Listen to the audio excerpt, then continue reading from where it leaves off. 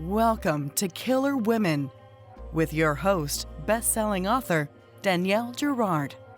The Killer Women vodcast is pleased to be a part of the Authors on the Air Global Radio Network. To learn more about Danielle and her books, visit her at www.daniellegirard.com, and to access all of our vodcasts, go to youtube.com/Authors on the Air. And now, Danielle's next killer woman. Hello, and welcome to the Killer Women podcast. I am your host, Danielle Girard, and my guest today is author Wanda M. Morris. Wanda is the acclaimed author of All Her Little Secrets, which has been praised by Karin Slaughter as brilliantly nuanced and reviewed by the Boston Globe, LA Times, New York Times, Atlanta Journal-Constitution, Seattle Times, and South Florida Sun Sentinel, among others. Woo! Wanda, you got some great attention for that. I love it.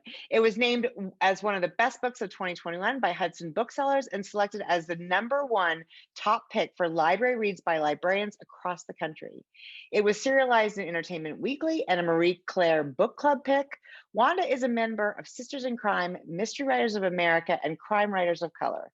A corporate attorney, Wanda has worked in the legal departments of some of America's top Fortune 100 companies. She is an accomplished presenter and leader. As a former president of the Georgia chapter of the Association of Corporate Counsel, she established a signature female empowerment program known as the Women's Initiative. She is married, the mother of 3, and lives in Atlanta, Georgia. She is a busy woman. Welcome, Wanda. Thank you. Thank you so much, Danielle, for having me. Oh my God, it's so exciting. And look, I don't know how you're doing this, all lady. You must be drinking, not sleeping, drinking a lot of caffeine. Anyway, it's so impressive, your background. And her new book, Anywhere You Run, is available. Oh gosh, tell me the date. October 25th. October 25th. And this was fabulous. I haven't read All Her Secrets. I actually have it on my shelf, and I'm really looking forward now to, now that I know I'm a Wanda Morris lover, I'm going to get back to that one. And the attention that book has gotten is incredible. And I know this one is going to be just as popular. So before we delve into all the questions I have about your process and these incredible characters, can you tell our listeners a little bit about Anywhere You Run? Sure. I'd like to describe Anywhere You Run as a coming of age story of 2 young Black sisters. Violet Richards is brutally attacked, and she kills her attacker. But she knows that she won't get justice in Jim Crow, Mississippi in 1964. So she takes off running, and through a series of kind of twists and turns, she winds up in a small rural town called Chillicothe, Georgia. Her older sister, Marigold, is also in a bit of trouble. She is unmarried and pregnant, which is a big no-no in the 1960s. So when the police show up at her door looking for Violet, she figures it's time for her to make a run as well, and she takes off for the north. But what the 2 sisters don't realize is that there is a man with his own brand of dark secrets, and he has a very unusual motive for finding the women. And he starts, and he is hot on their trail. So it's a cat and mouse sort of thriller. It is a cat. And the sort of the drama of the women's fear, and I think this has to do a lot with sort of the time that this was set, although I want to talk a lot also about sort of how relevant the story feels today, which is unfortunate since we're 1964 was almost 60 years ago, so that's an unfortunate reality of our life in America. But before we talk about that, I also want to talk about how these 2 women, these sisters, I wanted to ask, do you have a sister? I do. I actually have 2 sisters. Oh. So yeah, I know what it's like to have that deep, unflinching love, and then to have kind of the moxie to say, get your act together, girl. Yes, right. And to be and that birth order thing is important. Marigold is the, there's a third sister who is the oldest sister, and Right.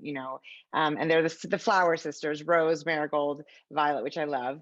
And Rose has a very big part in the story too. And they're the bond of those three sisters and the order, the way we interpret sort of how we fell into birth order. I'm the oldest in my family, and I have a younger sister. And for all these years, I was the sort of one that's like, you got to come on, you got to do this, you got to do this. And so I think that is also so pertinent, so authentic, the way those two women interact. And I love that. So can you tell us? And I got ahead because I wanted to gush on the characters, the way that they're so strong in their own ways, the way the self-doubt feels so authentic, right? We all have this sense of like, I'm messing this all up, and my sister's doing it better, and yet of course they both feel that way about the other one. Can you tell us what the inspiration was for Anywhere You Run? Wow, gosh. You know what? I wanted to write a book. I had just finished up All Her Little Secrets. I just finished writing it and I turned it in to my editor. And I was trying to think of, what would I write next? And we had just come through the throes of the 2020 election. And there was all this rancor about election fraud and the big lie. And I thought, oh, it would be really cool to explore that through kind of a mystery thriller, but I couldn't really figure out a contemporary angle for the story. And, again, all this noise about election fraud got me to thinking, what if we take a look at where it kind of all started? And the Voting Rights Act of 1965 was passed, and I thought I would center the story in 1965. But as I was doing research, really kind of election and voting rights for Blacks really kind of started several years before that. And 1964 was a really pivotal year because, all this work that Medgar Evers had done in Mississippi to secure the state. And then three young men had come to Mississippi. They were freedom riders, and they were there to help Black Mississippians get the right to vote. And I thought, oh, this might be the right place to start the story. So the book actually opens with kind of an imagining of the murders of those three young men. And so it's against this backdrop that I was able to explore all these issues around voting rights and, women's rights and women's financial independence and a woman's right to govern her own body. And so I knew that I'd had this character rambling around in my head ever since I'd written All Her Little Secrets, and it was Violet Richards. And I thought, yeah, she would have to be a sister, and she would have to be the youngest. I'm the youngest in my family. Well, it's interesting. Right. Yeah. And so, that youngest is always like the feisty one, the go-getter, the one that says, I'll do this my way. Yes. And so I needed, another sister that would act as a foil. And then I needed a third sister because the third sister kind of has a point of view as well. And she kind of explains what it's like to be a teenage girl living under this oppression and, these horrific conditions. And so that's kind of how I came up with the sister relationship. I did actually tap into kind of my own sibling relationship because there is all this, sort of, oh, you're a mom's favorite, oh, your dad's favorite. Totally. Yeah, exactly. And I think all families have that. I am a mom. I can tell you honestly, I don't have a favorite child, but somehow kids always seem to get that. Right. Yeah. I'm a mom too. I do think though we treat, at least I do, I can confess to treating, and I have a boy and a girl. So, I don't know if you have some of each, or if two boys and a girl. Yeah. And I do find that my I treat them differently. It's not really fair. My expectations for my daughter are much higher. Well, it's a funny, like, kind of, and that's sort of a reverse sexism, right? That I'm like, oh, I guess I just don't assume my son is, that's terrible. But so we do these things, and my daughter will be like, you're so much nicer to Jack. And it's a funny thing. I'm like, it's not what I'm meaning to do, but it's about who's older sometimes, about who you feel like can get something done. So yeah, I do totally understand that. And it's fun to hear that Violet emerged first. That was one of my questions, is which of these sisters emerged first? Because Marigold's story is quite interesting, right? She wants to go to law school, and she's actually working for an organization. And I don't know if that was a real, that I'm sure there were organizations like that. Tell us Yeah, about it was that. a real organization, the Mississippi Summer Project. Yeah. And so it was organized by civil rights group like the NAACP, the Right. SCLC, CORE, SNCC. All these organizations came together to send testers into the South for a couple reasons. One, to try and get Black Mississippians to sign up to vote, because of course, the powers to be had intimidated Blacks Right. through any number of things that we kind of get into in the book. And so a lot of Blacks were intimidated from signing up to vote. But then the Mississippi Summer Project was also designed to help, because there was the Civil Rights Act, which was passed in 1964, which said, you have to open up access. Right. But there was this small wedge of time where white business owners refused to open their doors and allow Blacks to come in through the front door, or, to sit beside in these places of public access.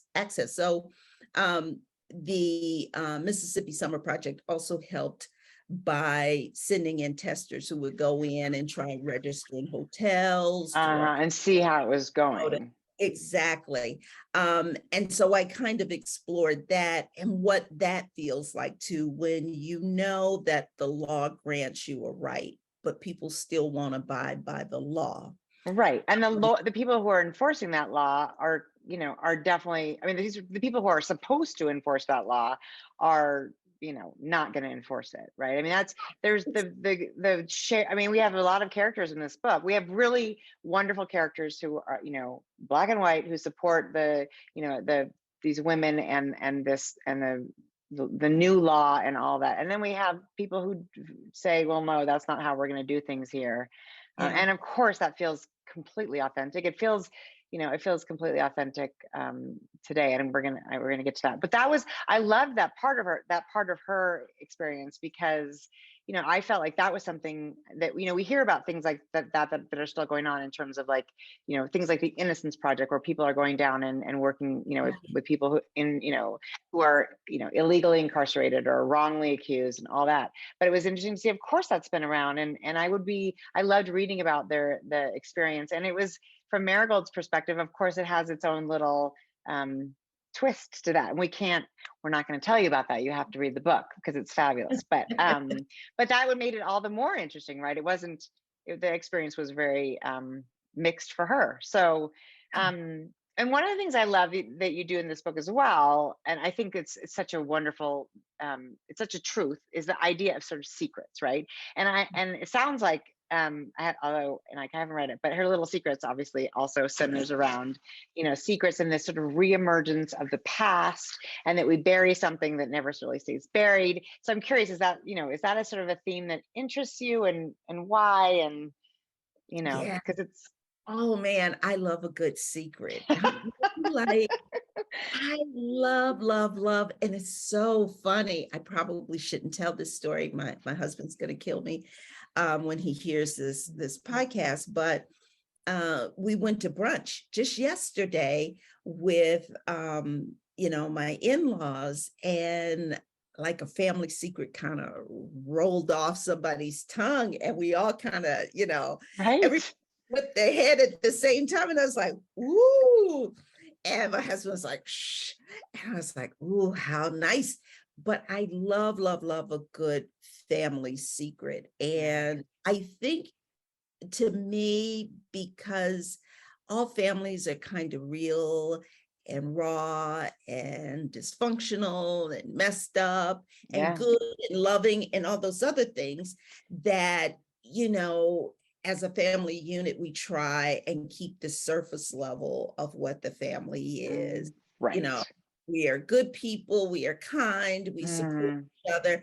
And then I think in all families, there's kind of this undercurrent of things that we don't talk about in a family. And, I mean, the secrets could be, as small as, Uncle Joe spent 3 nights in jail for, Right.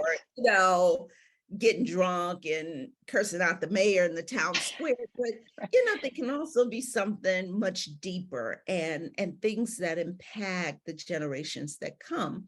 And so that's what this secret is about, because it is a secret that kind of unravels the entire family. Right. And Right. it is an outgrowth of kind of this larger oppressive environment that everybody lives under. And so it is kind of that secret, excuse me, and each one of the point of view characters each has a secret of their own as Yeah. well. And if that secret is revealed, things could turn very ugly.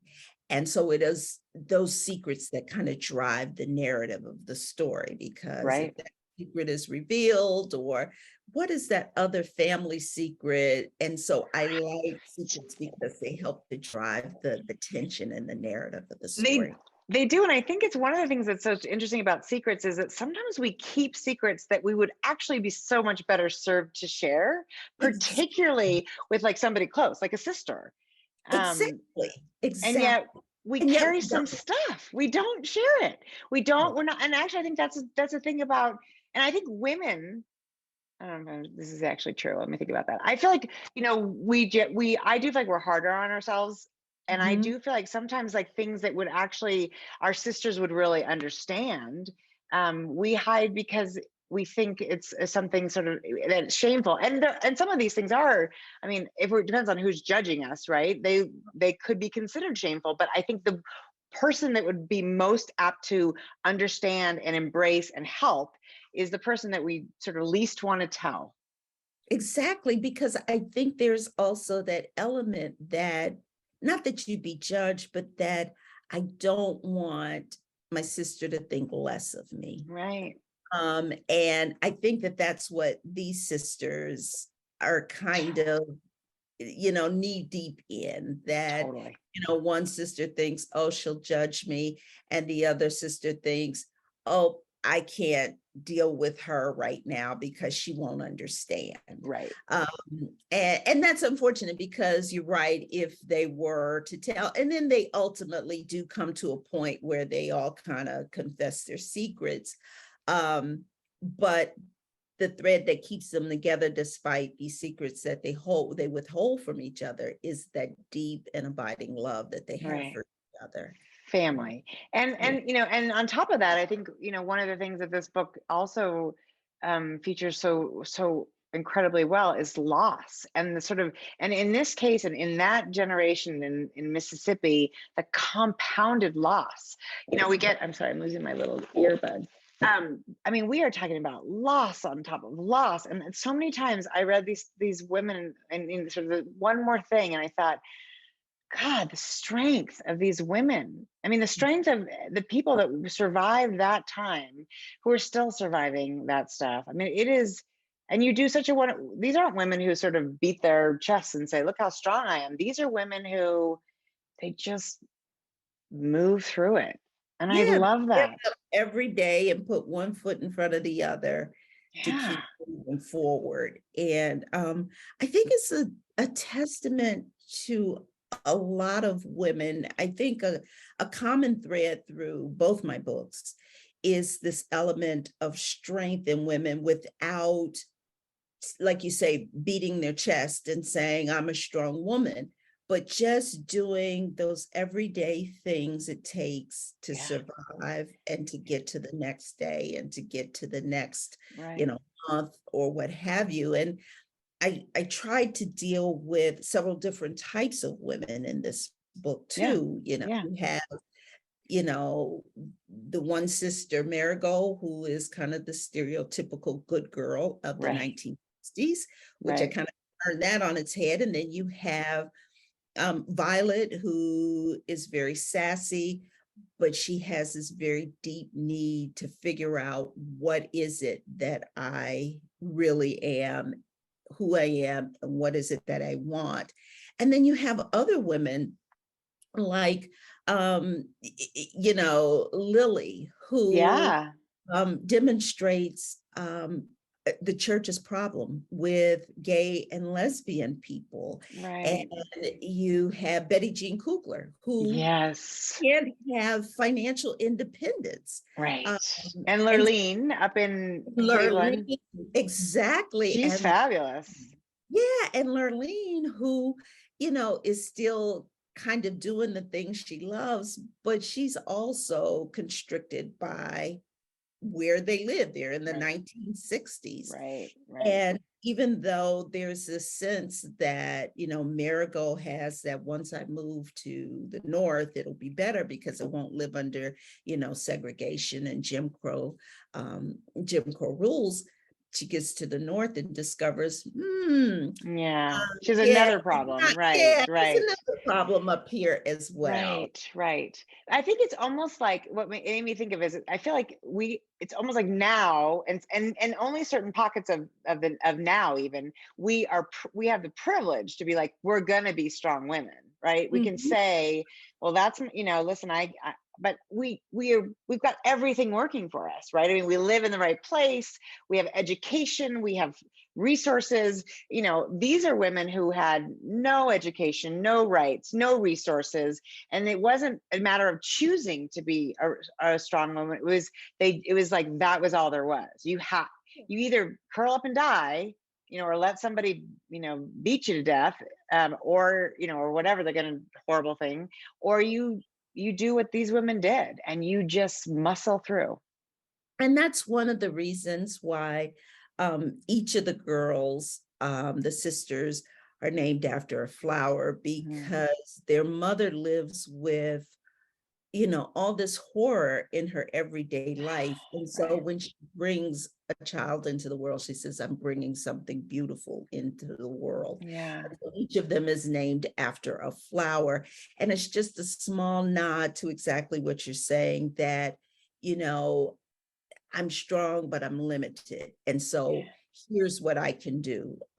I could at least bring something beautiful into the world. And it's a sign of hope. I mean, I think there's so much faith, and I know for there's that religion and God that helps some people, not everybody, but I think that's part of it. But it's like, how do you find the faith to think this will work out? I mean, how do Yeah, these women, just I'm amazed and in awe of sort of the power that they find within themselves to keep going and to the very end of the story.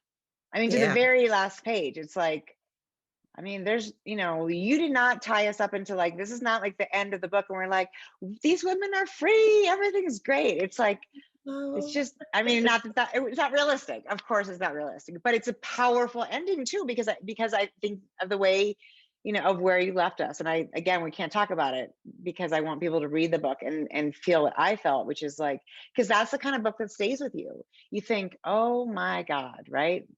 So now yeah, let's talk about, Wanda, the fact that that was 1964 and this is 2022, which is literally 2 years short of 60 years. I have lots of bad language that I want to talk about when I think about how much time has passed. And really, it's there are now, especially after it's- Roe v. Wade, holy shit.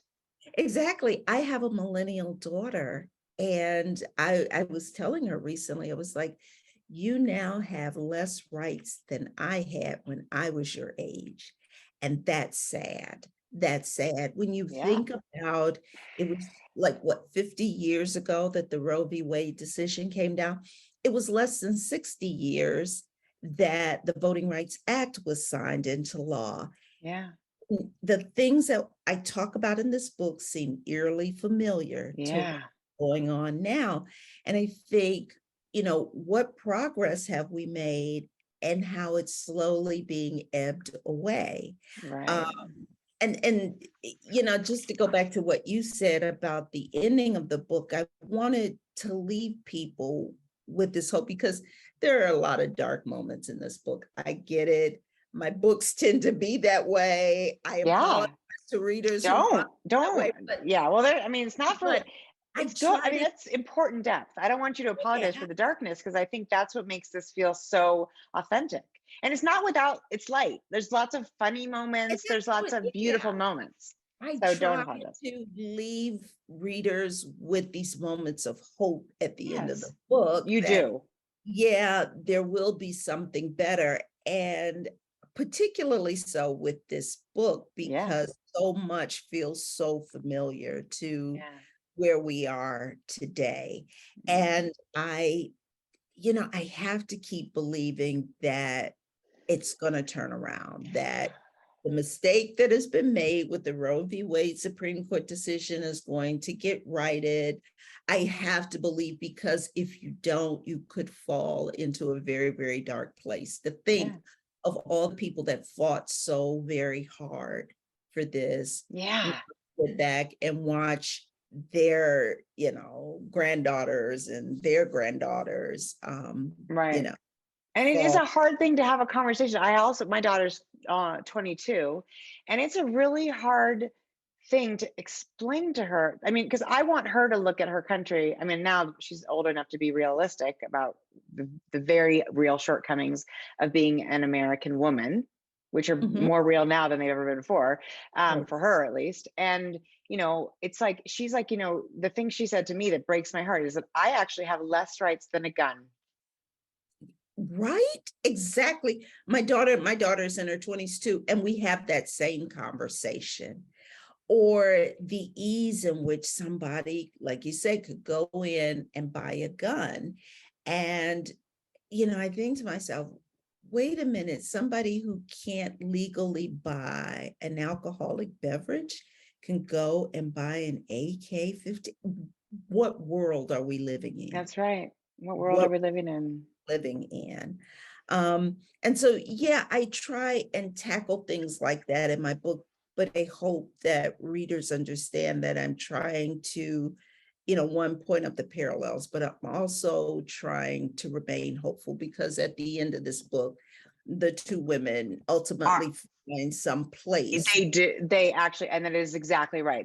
These women are in they are in a different place at the end of this book, and they have gone through their hard journey, but we leave them with a lot of, and again, I don't want to talk about, I never like to talk about the ending, but absolutely, they're in a much better place than they were. But along the Yeah. way, they've also accumulated additional losses, which is, so Yeah. that's the thing that's, it's like they've learned, they've gotten something, but it's like the thing that's so hard is that, like with these characters, is the cost of getting to where they get to. And I think that's true of the 19s, that's true of this era, is that for anybody, for women particularly, to get anywhere, and Black women or Black people to get anywhere, is, the costs are really steep. Yeah. And that is a brutal reality. I mean, it's a Very, brutal reality. very well put. That's so true. The cost is very, very steep.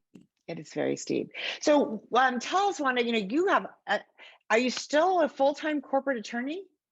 You're a busy lady. So, so what happened was, I took a sabbatical from the practice of law just before all her little secrets came out. And I was Yeah. like, okay, so I'll go back to it in the spring. The book came out last November. And I was like, okay, I'll go back in the spring. And then this book started to catch some wind under its sail. And I found that I was having to do a lot. And so I was kind of like, I don't think I can go back. So we'll see what happens. I still keep my bar license active. Yes. right. You don't want to have to take that test again, right? No, I mean, I don't that have is, to do that yeah, again. So I still yeah, keep my that is bar exactly. active So tell right us, now. I'm not. yeah, are you somebody who outlines? Are you a pants?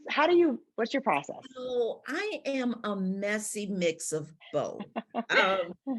My writing process is so freaking messy that, I almost hate to describe it. But what I do is I start out with a very loose outline, and I'm not talking like 250-page Jeffrey Deaver outlines. I'm talking like 3 or 4 pages Right. where I kind of jotted down where the major plot points are. Okay. Then I go to a yellow notepad with blue G2 gel pilot in blue ink pens. And I always start off in longhand. And Okay. I try going straight to the computer, and it's just a blank page. I can't do anything straight at the computer. So I write what I consider like probably about a half of the book Okay.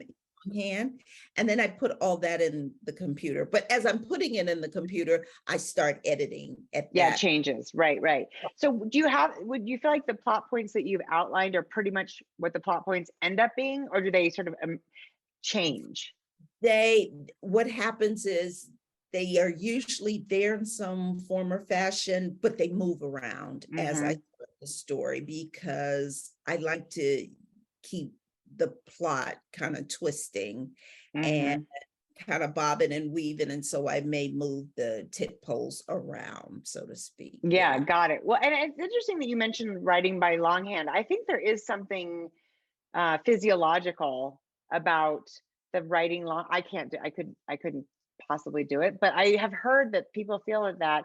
And I also think there's something about being an attorney, right? All your years. Exactly. So talk about Exactly. that. Yeah, that's the thing about it.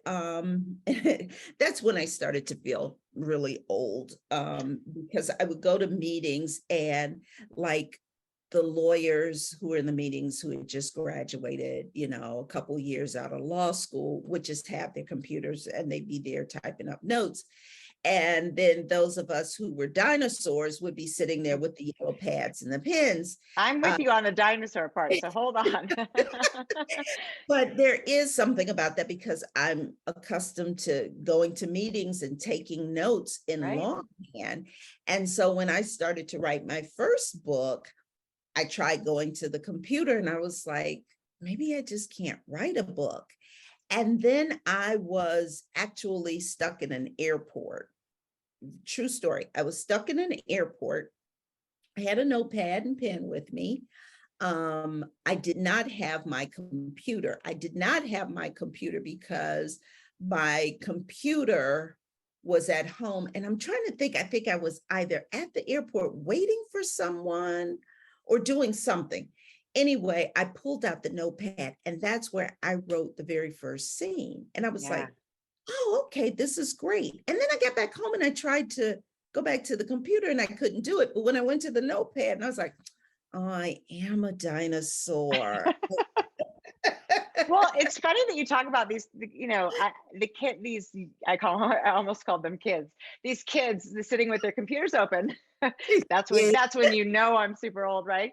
But I do feel like there's something interesting about being in a meeting and watching people on their computer, because it feels like you put a barrier between Yeah, you and the rest of the room. particularly so when I'm interviewing witnesses. If I'm talking to a witness, I just feel it would be rude to hold the computer up between us. Right. And so I would always, particularly when I was talking to witnesses, I always used a notepad and pen. Yeah. Yeah. Uh, but I found the process works for me. And Yeah. so I tell, emerging writers, whatever works for you, that's what you do. Because I hate people that give these rules that say, you always have to do this or you always have to do that. And I'm like, every writer's journey is different. And so I try not to tell people you always have to do this. I think the only thing you always have to do is just keep writing. Put words on the page, put words somewhere, get the Put words words out. somewhere. Yeah. That's right. Put words somewhere. I always think, oh, I've been doing, I've been doing this forever, and I keep thinking, I'm going to get better. I'm going to get smarter about how I do this. I'm going to be more efficient. Turns out, like, I have to write, I have to throw away 40,000 words every time I write a book. It's just the way it works. It's for the me. way it works. I'm telling you, if you can find a way to do it more efficiently, bottle it up. I'm buying some. Totally. Me too. I want the elixir. Exactly. Yeah. I want the elixir because I just can't figure out that process. But with this book, it was a lot of fun because I had to do a lot of research. Yeah, talk about that. How did you mentioned at the back in your acknowledgments people that you spoke to. So tell us a little bit about, what sort of who you got to talk to and the process of research. Oh yeah, I always have to give a shout out to the Auburn Avenue Research Library on African American History and Culture here in Atlanta. Wow. Those librarians were just, they were superheroes. I walked in there, I kind of, already fleshed through what I wanted to write about. And I walked in and said, hey, I need, information on this particular point in history. And they just kind of opened up these floodgates. And so I spent hours in there culling through papers and books, magazines, all sorts of things from the early 1960s. I talked to relatives who lived during that period of time. And the highlight for me is I got to talk to Jonathan Shapiro. I read that. I know. Lawyer. Yeah, he actually worked on the Mississippi Summer Project in Jackson, Mississippi. And I give another shout out to Hank Philippi Ryan because Jonathan is her husband. And I did not know that. That's amazing. Yes. And she made that connection and introduction for me. And I am in her debt for Hank's that. amazing. She's fabulous. Yeah. She also doesn't sleep, I've decided. She does so much. I'm like, she does. Sleep, woman. Yeah. She introduced me to her husband, and I could have talked to this man for hours, but I really do think having that conversation with him, along with all this, research, helped me lend authenticity to the book, because I didn't want to just talk about these things. I wanted to immerse them into the characters' stories. And then there was some fun stuff that I did, in addition to reading all the magazines. I listened to a lot of old music. I know. I love the old, like Sam Cooke. I love all that. Coltrane and Miles Davis. And that was fun. And since Lurleen is the character is a lounge singer, that was super fun. So I love feeling like I'm learning something, when I read, not the kind where you're like, not a textbook, not where I'm like, but being like, after a book is done, being like, oh, you know what? I actually learned, I was so caught up in the story that I didn't realize it. And that's the best type of learning for me. Cause I'm like, don't tell me I'm learning. But at the end, I'm like, oh, I learned some things. And I love that. And I did feel like it felt, the authenticity and also of the, like you said, the story, the three men that had come down to the South who were killed, and that whole sort of side, that's a whole different story and within the story, and that was, felt sort of the investigation of that was also really interesting. So you do a wonderful job of weaving it in a way that feels like we're reading a story that you're writing about something that happened, yesterday, even though of course it's not. So kudos to you. That's so fabulous. So I wanted to ask you, besides what we really want, of course, since we're thriller authors, is to tell a really good story and have readers, read, not be able to put it down and then think about it after, after the story is done, which you have done 100% here. So is there anything else that you would like, if you could talk to a reader and say, hey, I want you to, this is what I'm hoping this story does for you?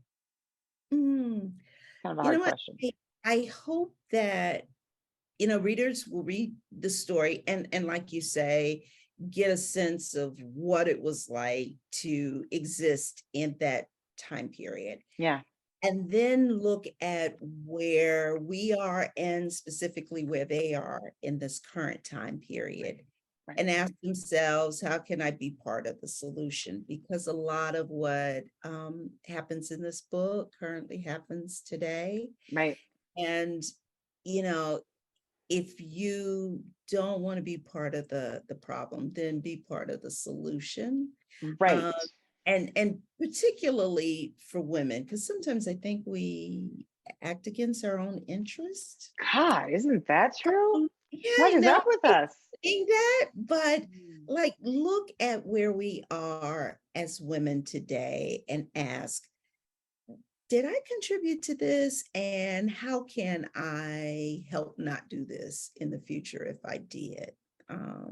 Yeah. I hate that, but I think we do. I think because a lot of times, a lot of women, even grown women, even older women, haven't really found their voice. And so they are busy listening to the noise and the rancor and the voices of everybody else who tells them what they should be and who they should be and how they should vote and how they should go about living their lives. And until we are actually honest with our individual selves and say, is this what I want for myself? Is this what I want for my daughters or my granddaughter? Yeah, right. Then I think that women will still continue to work against their own interests, and that does nobody a service. That's right. And I actually think, to take it one step further, because you're so kind, is that I feel like it's not even a matter of like, it's not even a matter of I want to be part of the solution. It's like, if you're not part of the solution, you're kind of part of the problem, right? Exactly. I think we have to all step up. And the other thing women do, I feel like, is we're really awful to one another. We really we say to each other, it's like, so if I was a working mom, and for some reason that makes the stay-at-home moms I know my enemies, because they're doing it not the way I'm doing it. There's so much, and I think some of that is put on us. I think there's something about, there's that saying, like, women would run the world. If only we could get along, women would run the world. Exactly. And I think some of that is by design, right? Some people don't want us to get along. But I also think it's like, I think we have to accept the fact that, like writers, no two women are doing their life the same way. We can't. Our situations are different. It's just different. But it's like, I think we can all agree that we're doing kind of the best we can, and so, like, why don't we just cut each other a little slack and say, well, I'm doing the best I can, she's doing the best she can. Is there a way for me to help her that doesn't really cost me anything, except for being like, hey, girlfriend, you got this. You're like you're having a rough day. And I see women on the plane, like 2 babies and cars, and I say, can I help? Because I have been there, right? It's just there. Oh yeah, exactly. And that's so true what you say about, moms who work outside the home and moms who work inside the home. right. And I go to my kids' school and it is almost like they're little cliques. Yeah. And it's unfortunate, because I find the moms that I do tend to gravitate to are the moms where we have to go to the evening meetings because we can't make the 10 o'clock meetings in the morning because we're busy, working outside the home. Yeah. And so you're absolutely right that if we were ever much nicer to one another, we'd be so much further ahead. And that, not specifically around women, but there's also the divide and conquer theme that's within the book as well, because there's also a character within the book, the character who chases the 2 women. Right. And he too is a product of this racist oppressive system that people have created. And, he kind of asked himself in the book, I'm a white guy. Why don't I drive a fancy car? Right. But he's one of the disenfranchised. He's one of the poor. And one of the things that, racists did in the South was to divide the poor. And so they felt like, if I can make a poor white man feel better than a poor Black man, then all the better for me and for me to stay in power. Right. But what that man doesn't realize is he's in the same situation and he's Right. being used as a pawn. And so that's also one of the themes in the book, is that it's not just race, but it's also a matter of class. Oh, absolutely. The economic, right, the economic diversity too. And actually, I want to talk just a moment about that character because, again, without giving anything away, one of the things I like a lot about this book is that there are a lot of shades of gray in the bad guys and in the good guys. I mean, and so I feel like that's another thing that's really authentic about the story is that I have a lot of compassion for the gentleman you're talking about, right? Mhm. He's in a really tough spot financially, he's got complications, and it's like I understand the decision he made, which is a bad one. I understand how he felt like he had to make it. And Yeah. I think that is a sign of a really wonderful story because it gives us, we have to be compassionate for that guy's situation too, even if he's going to make a bad decision. Yeah, exactly. It's so funny. My husband read the book, and one of the first things he said to me was, you know what? I have some mixed feelings about that guy. And Right. he's like, I didn't think I would feel that way. Right. And I'm like, yeah, that's good. I'm glad. That's good, right? That's good, and that is, I think, a What you reason to doing? read. A reason to read, is, and I think that's a reason to read, is to understand, because it's all about the situation we're stuck in and what what we do. We do what we have to do, I or said it with the very first book. I said it with all her little secrets, and it's the same with Anywhere You Run, is that each of us, none of us is all good and none of us is all bad. no. And there are shades and gradations of who we are and what we are. And then we make decisions based on that. And so Right. made a decision based on the circumstances he was living in, Yeah. just as Marigold and Violet made decisions based on the circumstances in which they found themselves in. Right. And all of their decisions kind of collide. Right. Which is what makes a great story. That's what makes a great story. And you have like absolutely nailed it. I love this. I can't wait to get my hand and start reading all her little secrets, because I think it's just you've opened up such a wonderful world, and your characters. I think for me, I love a good plot, and Anywhere You Run has a great plot. But I really love it when the plot and the character work together to sort of make everything just like so tense and so exciting, and you're just nervous the whole time. It's almost like you feel like you can't eat because you're like, I gotta just get to the end of this. I'm gonna throw up in a good way. I throw up in a good way. I'm not sure if that's a thing, but that's how. Funny. There is a scene in there that I wrote that I kind of scared myself. I was writing the scene at the time, and I kept hearing a noise outside. Oh my God. The room. And I work in a little study off the living room, and I kept hearing this noise. And I got up and I checked, and there was nothing. And I come back and I start writing again, and I heard the noise again. And I was like, you know what? I think I'm gonna put this scene away. Yeah. I can. If it scares me, it might scare somebody else. Well, I mean, there's a few moments in the story where I'm like, oh my God, what is happening?